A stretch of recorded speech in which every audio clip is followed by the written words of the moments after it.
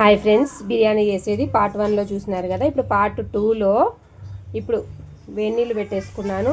దీంట్లోకి 2 యాలక్కలు, 2 లవంగాలు, చెక్క, అనాస పువ్వు, సాజీరా, దీంట్లోకి 1 స్పూన్ వేస్తున్నాను. ఇంతకుముందు దాంట్లోకి కూడా నేను 1 స్పూన్ వేసాను. ఇంకా బిర్యానీ ఆకు, సాల్ట్ మనం వేసుకుంటే ఉప్పు నీళ్ళు ఉన్నట్లు ఉండాలి, అంత సాల్ట్ వేసుకోవాలి. మళ్ళీ కొంచెం ఆయిల్ కూడా వేస్తున్నాను. ఆనియన్స్ వేపినదే కొంచెం అంతే. బియ్యం నున్న కాకోకుండా ఉంటుంది ఆయిల్ వేస్తే గిన. ఇవన్నీ ఉడకబెట్టేసుకోవాలి. నీళ్ళు బాగా ఉడకాలి. ఆ తర్వాత బియ్యం యాడ్ చేయాలి. ఇదిగోండి, మనం అప్పుడు కలిపి పెట్టుకున్నాం కదా 2 అవర్స్ తర్వాత మళ్ళీ అంతా ఒకసారి కలిస్తున్నాను. అంతా ఒకసారి కలిసుకొని ఇందులోకి నెయ్యి వేయాలండి.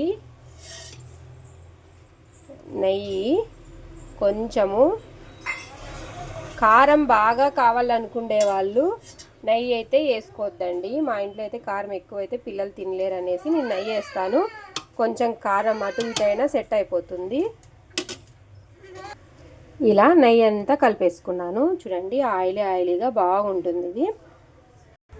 ఇదో వాటర్ కూడా బాయిల్ అయిపోతున్నాయి. ఇప్పుడు ఇందులోకి నేను రైస్ యాడ్ చేస్తున్నాను.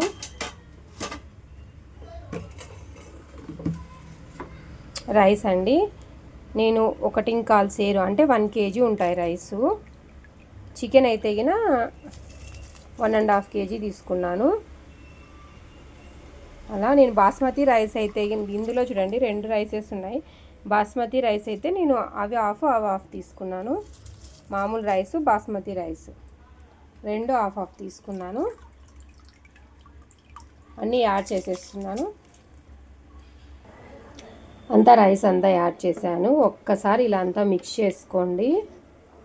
ఒక్కసారి ఉప్పు మటుకు సముద్రపు నీళ్ళు ఉన్నట్లు ఉప్పగా ఉండాలండి. అలా ఉంటేనే కరెక్ట్గా సరిపోతుంది. ఉప్పు బిర్యానీలో ఉప్పు కరెక్ట్గా వేస్తేనే బిర్యానీ బాగుంటుంది. ఇది ఒక 65% నేనైతే ఉడకబెడతాను. అందరూ 50% ఉడకబెట్టాలంటారు కదా, కానీ 65% ఉడికితే మనకు అన్నం కొంచెం మెత్తగా ఉంటుంది తినేకి.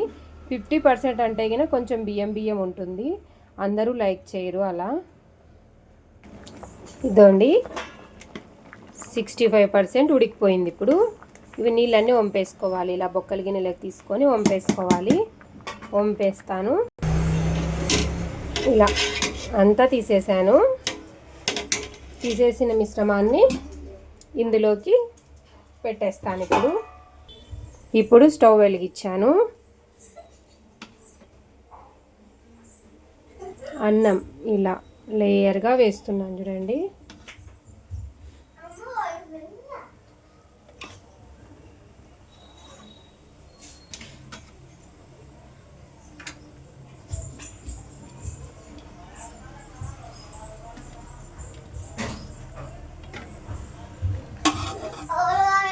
ఇలా లేయర్గా వేసుకోవాలి. అంతా వేసిన తర్వాత చూపిస్తాను. ఇలా అంతా వేసేసుకోవాలి. అంతా వేసేసుకున్న తర్వాత ముందుగా తీసి పెట్టుకుంటాం కదా ఆనియన్స్, కొత్తిమీర, పుదీనా, మెంతాకు అంతా వేసేసుకోవాలి. కలర్ కూడా యాడ్ చేస్తారు, కానీ నేను కలర్ వేయను.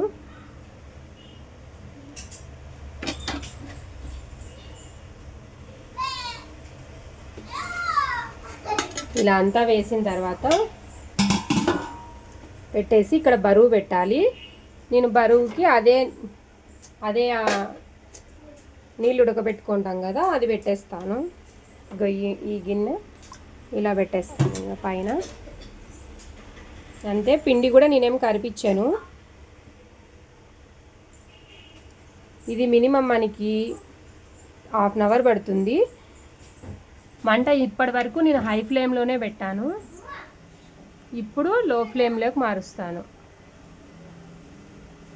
లో ఫ్లేమ్లోకి చూడండి ఈ మటుకు లో ఫ్లేమ్లో ఉంటే సరిపోతుంది. ఈ మటుకుంటే హాఫ్ అన్ అవర్ కరెక్ట్గా. ఇంతవరకు నేను అన్నం లేయర్ పెట్టే వరకు హై ఫ్లేమ్లోనే పెట్టినాను.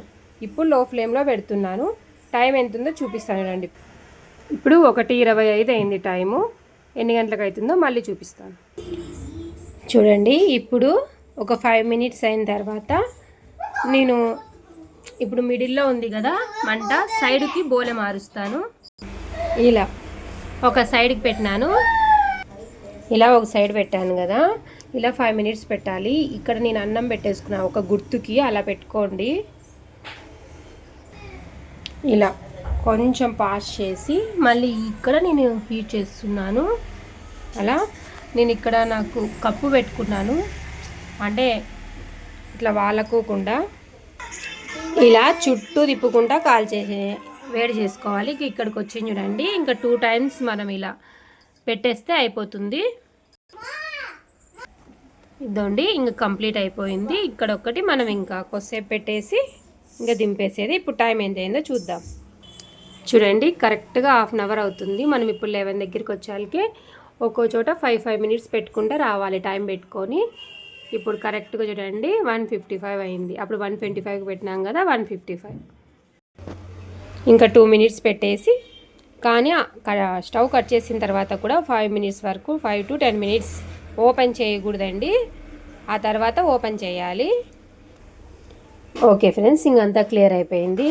స్టవ్ కట్ చేస్తున్నాను. ఇలా 10 మినిట్స్ పెట్టి ఓపెన్ చేద్దాం. ఇప్పుడు ఓపెన్ చేస్తున్నాను.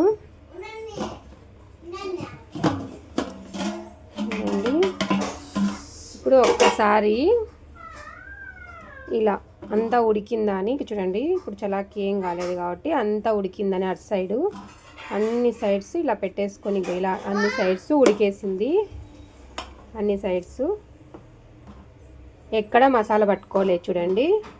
ఇలా ఎక్కడ మసాలా పట్టలేదు, అడుగు అంటలేదు, కరెక్ట్గా వచ్చేసింది. ఇలా అన్ని చేసి ఇలా చూసుకున్న తర్వాతే మీరు ఒకవేళ మసాలా అయిందంటే కొద్దిసేపు మళ్ళీ హీట్ పెట్టుకోండి కొద్దిసేపు. ఇలా అంతే, ఇంకా రెడీ అయిపోయింది. ఇదండి, నేను ఇదంతా పక్కకు అనేస్తున్నా, పిల్లలు తినరు. చూడండి ఇదో కరెక్ట్గా కుక్ అయి ఉంటుంది. ఇదండి మా వాడు ఈ ముక్క నాకు ఇయ్యని అంటున్నాడు. ఇది లెగ్ పీస్ కాబట్టి అది అందుకు. ఇదండి ఈ లెగ్ మా వానికి వెళ్ళంటే తట్టుకోలేకున్నాడు. కింద పెట్టు. అలా కరెక్ట్గా కుక్ అయి ఉంటుంది చూడండి. ఎక్కడే కానీ ఇంకా చూడండి కింద కూడా అడుగు అంటిండి, అది ఎక్కడే కానీ కరెక్ట్గా కుక్ అయి ఉంటుంది. ఈ ప్రాసెస్తో బిర్యానీ చేయండి, రెస్టారెంట్ స్టైల్లో చాలా బాగుంటుంది. Okay friends, bye.